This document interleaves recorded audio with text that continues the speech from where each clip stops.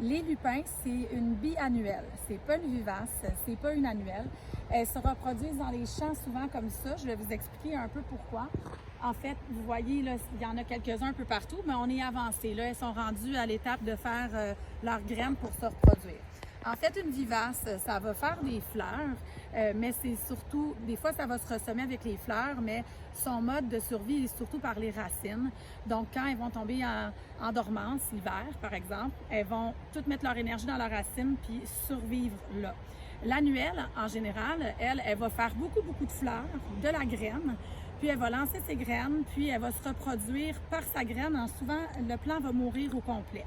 Donc, elle, c'est une bisannuelle, comme je vous disais. Une année, elle fonctionne comme une vivace, puis une année, elle fonctionne comme une annuelle. Donc, l'année où elle va faire la vivace, elle ne va pas fleurir, elle va végéter juste en feuilles comme ça ici, vous pouvez reconnaître le feuillage. Puis là, elle ne va pas fleurir, elle va se renforcer, mettre son énergie dans les racines. Elle va passer un hiver comme ça, puis l'année d'après, elle va avoir suffisamment d'énergie pour faire des graines, des fleurs, puis des graines. Là, elle va faire ses graines, elle va se ressemer, puis en général, son plant va mourir cette année-là, puis elle va revenir avec sa graine.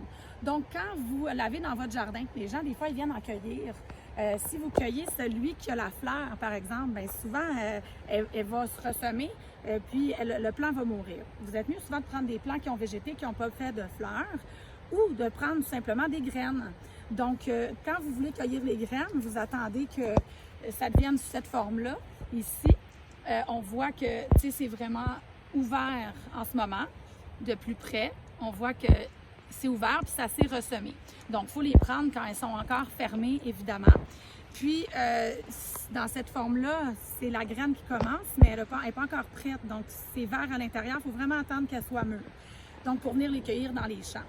Si c'est chez vous, ben c'est important de ne pas couper la fleur morte. Les gens, ils trouvent plus ça beau. Ils disent, bon, ben là, c'est plus joli. Puis là, ils la coupent maintenant, mais elle ne va pas se ressemer. Donc, il faut vraiment la laisser devenir noire, puis se ressemer. Si vous avez du paillis, par exemple, prenez soin même de tasser le paillis, idéalement, d'aller porter la graine dans la terre. Enterrez-la pas trop. Plus que la graine est petite, moins elle a besoin de pénétrer dans la terre. Puis, vous pouvez remettre le paillis à la rigueur par-dessus ou en mettre très mince à un endroit comme celui-là. Puis là, ben vos plants vont se reproduire régulièrement. On est porté aussi à, idéalement, les utiliser dans un endroit plus vaste, comme un champ, justement parce que l'année où le plant ne va pas fleurir, bien, ça nous dérange moins. On ne le remarquera pas parce qu'il y a beaucoup de végétaux. Si c'est vraiment juste un ou deux plants dans une plate-bande, mais c'est dommage, l'année où il ne fleurit pas, on le remarque beaucoup. Donc, c'est bien de le mettre dans un grand endroit vaste sur vos terrains.